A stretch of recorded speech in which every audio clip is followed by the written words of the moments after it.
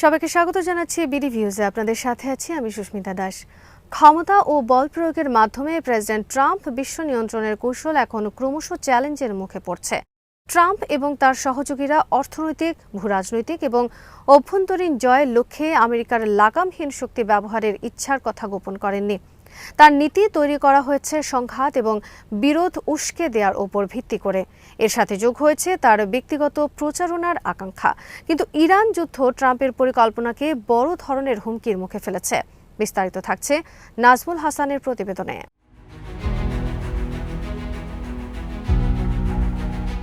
ক্রমশ বিশৃঙ্খল হয়ে ওঠা আন্তর্জাতিক পরিস্থিতি এবং যুক্তরাষ্ট্রের অভ্যন্তরীণ অস্থিরতা ইঙ্গিত দিচ্ছে ট্রাম্পের উত্তেজনা বৃদ্ধির চেষ্টা এবং জবরদস্তি পদ্ধতির একটা সীমা আছে। এখন পরিস্থিতি এমন অবস্থায় পৌঁছে গেছে তার রাজনৈতিক ভবিষ্যৎও হুমকির মুখে পড়েছে।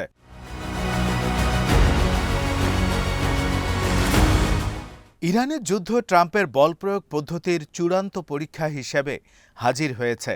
তিনি ইরানের সামরিক, পারমাণবিক এবং আঞ্চলিক সক্ষমতার উপর আঘাত হানার চেষ্টা করছেন। আগের মার্কিন প্রেসিডেন্টরা এ ধরনের ঝুঁকি নেওয়ার চেষ্টা করেননি। এখন ট্রাম্পের দাবির কাছে তেহরানের নতি স্বীকার করতে অস্বীকার করার মাধ্যমে আমেরিকার ক্ষমতার সীমাবদ্ধতা প্রকটভাবে ফুটে উঠেছে। একই সাথে ট্রাম্পের নিজের সীমাবদ্ধতাও প্রকাশ পেতে শুরু করেছে।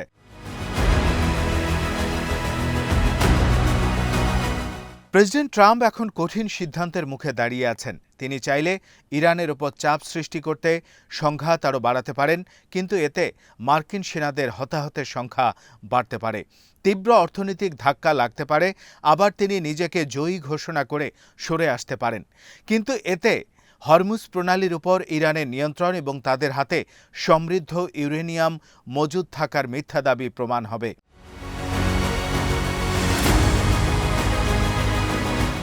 এই ফাঁদ থেকে বাঁচতে ট্রাম্প এমন একটি পথ বেছে নিয়েছেন যেখানে তিনি আমেরিকান সামরিক শক্তি ব্যবহারের পাশাপাশি শত্রুর সামনে নতি স্বীকার না করার অবস্থানে অনড় রয়েছেন।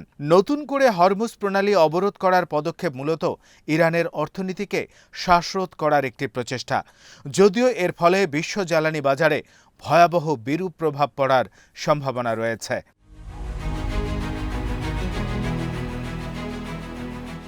ইরানে একটি সমাধান খুঁজে বের করা এখন প্রেসিডেন্ট ট্রাম্পের জন্য সবচেয়ে বড় সংকট।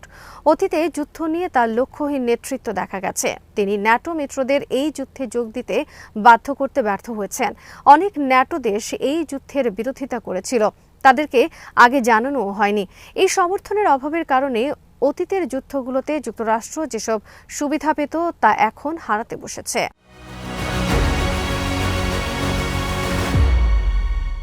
ট্রাম্পের কঠোর দৃষ্টিভঙ্গি মাঝে মাঝে কাজ করে। তিনি মার্কিন বাণিজ্যিক অংশীদারদের বিরুদ্ধে শুল্ক যুদ্ধ ব্যবহার করে কিছু চুক্তি করতে সক্ষম হয়েছিলেন, কিন্তু অর্থনৈতিক পরাশক্তি চীন পাল্টা আঘাত হিসেবে গুরুত্বপূর্ণ রেয়ার আর্থ বা বিরল খনিজ রপ্তানি বন্ধের হুমকি দেয়। বিশ্ববাজারে ধস নামানো এবং ট্রাম্পকে পিছু হটতে বাধ্য করার অস্ত্র হিসেবে বেইজিং এই বাণিজ্য যুদ্ধকে ব্যবহার করেছে।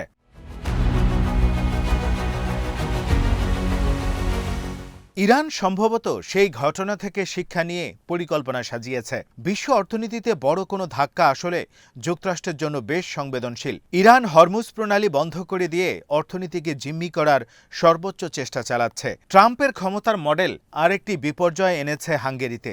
হাঙ্গেরির প্রধানমন্ত্রী ভিক্টর ওরবানকে সমর্থন দিয়েছিলেন ট্রাম্প। ভোটাররা ওরবানের মতো শক্তিশালী নেতাকে প্রত্যাখ্যান করেছে, যা ইউরোপকে মাগা মডেলে রূপান্তর করা ট্রাম্পের প্রকল্পকে ক্ষতিগ্রস্ত করেছে।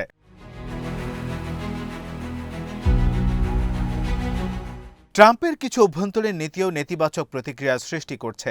চলতি বছরের শুরুর দিকে মিনেসোটায় ফেডারেল এজেন্টদের হাতে 2 আমেরিকান নিহতের পর ব্যাপক বিতরণ কর্মসূচি নিয়েছিলেন। পরে জনমতের চাপে তিনি পিছিয়ে আসতে বাধ্য হন।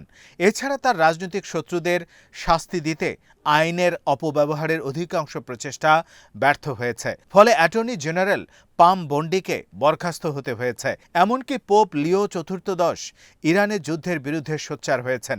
তিনি বলতে বাধ্য হয়েছেন, আমি ট্রাম্প প্রশাসনকে ভয় পাই না।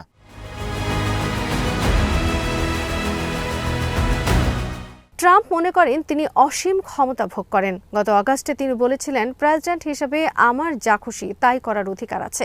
চলতি বছর নিউ ইয়র্ক টাইমসকে তিনি বলেছিলেন যে বিদেশে তার কর্মকাণ্ডের একমাত্র বাধা হলো আমার নিজস্ব নৈতিকতা। এগুলো শুধু কথার কথা নয়, তিনি মনে প্রাণে বিশ্বাস করেন। এর প্রতিফলন দেখা যায় কংগ্রেসের পরামর্শ ছাড়া দেশবাসীকে যুদ্ধের জন্য প্রস্তুত না করেই লড়াইয়ে ইরানের বিরুদ্ধে নেমেছেন তিনি।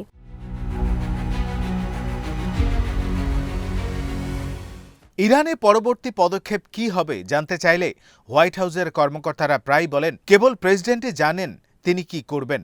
এটি গণতান্ত্রিক রাষ্ট্র ব্যবস্থায় ক্ষমতার অংশীদারিত্বের নীতি প্রত্যাখ্যান করার প্রবণতা তুলে ধরে। ট্রাম্পের দ্বিতীয় মেয়াদের ভিত্তি হচ্ছে জোর যার মুল্লুক তার নীতি। হোয়াইট হাউসের deputy chief of staff স্টেফেন Miller তার একটি ভালো ব্যাখ্যা দিয়েছেন। গত জানুয়ারিতে ভেনেজুয়েলার নেতা নিকোলাস মাদুরোকে বন্দী করার পর উচ্ছ্বাসিত মিলার সিএনএনকে বলেছিলেন, আমরা এমন এক বাস্তব জগতে বাস করি যা শক্তি, বল প্রয়োগ এবং ক্ষমতা দিয়ে পরিচালিত হয়।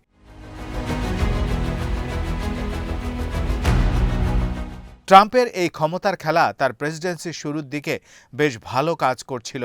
তিনি রিপাবলিকান পার্টিকে তার ইচ্ছার অনুসারে চালিয়েছেন। ট্রাম্পের জনপ্রিয়তা কমতে থাকার পরও তার অবাস্তব সিদ্ধান্তগুলোকে দলটি বাধা দেয়নি।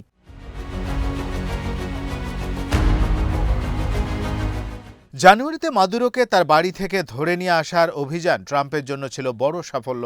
এছাড়া পশ্চিম গোলার্ধে আধিপত্য বিস্তারের লক্ষ্যে ডনরো ডক্ট্রিনের অধীনে তিনি আর্জেন্টিনা এবং হন্ডুরাসে সমমনা নেতাদের নির্বাচনে জিততে রাজনৈতিক প্রভাব ব্যবহার করেছিলেন। কিন্তু ইরানে এসে ট্রাম্পের ভাগ্য আর সহায় হচ্ছে না, কারণ এই যুদ্ধ ইতিমধ্যে প্রমাণ করে দিয়েছে আকাশপথে বিশাল শ্রেষ্ঠত্ব থাকলেই নিরঙ্কুশ জয় বা শাসন ব্যবস্থা পরিবর্তন করা সম্ভব নয়।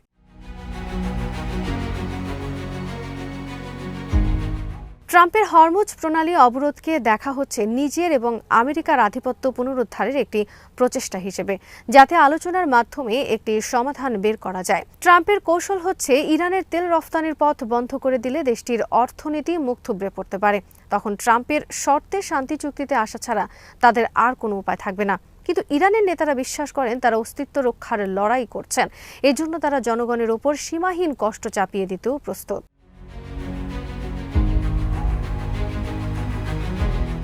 ইরানের নেতারা বুঝে গেছেন মধ্যবর্তী নির্বাচনের বছরে তেল ও গ্যাসের চড়া দাম এবং মুদ্রাস্ফীতি সহ্য করার মতো রাজনৈতিক অবস্থানে নেই ট্রাম্প।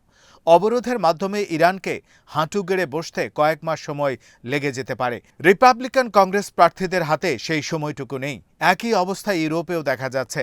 হাঙ্গেরিতে ভিক্টর ওরবানের 16 বছরের জাতীয়তাবাদী শাসনের অবসান মাগা আন্দোলনের জন্য এক বড় ধাক্কা। তার প্রস্থান ইউরোপীয় ইউনিয়নের ভেতরে ট্রাম্পের একজন মিত্রকে সরিয়ে দিল। এটি ভাইস প্রেসিডেন্ট জেডি ভান্সের জন্য একটি বড় আঘাত, যিনি ভোটারদের ওরবানের পাশে থাকার অনুরোধ জানাতে হাঙ্গেরি সফর করেছিলেন।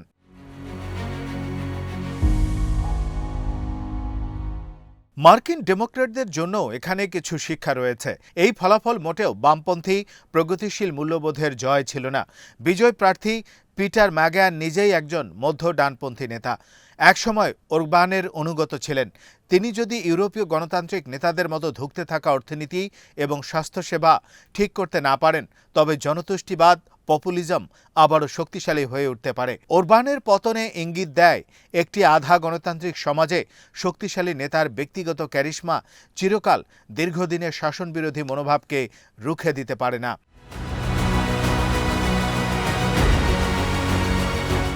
ট্রাম্পের সীমাহীন ক্ষমতার অধিকারী হওয়ার যে বিশ্বাস, তা কখনোই সংবিধান বা আমেরিকার রাজনৈতিক ঐতিহ্যের উপর ভিত্তি করে গড়ে ওঠেনি।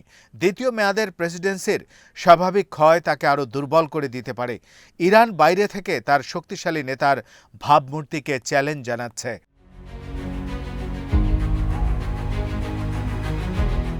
আজ এখানেই শেষ করছি।